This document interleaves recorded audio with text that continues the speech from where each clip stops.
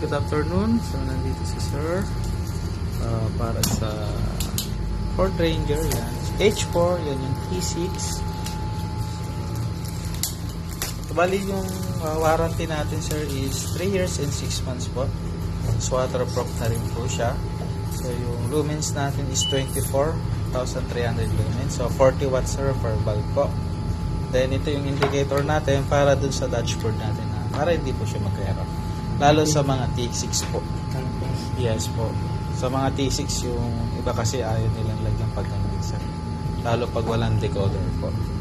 So ayun sir, install na po natin sir.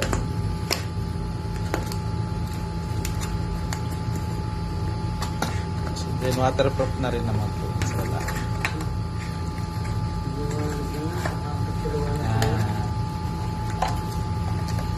so yun sir, install na po namin.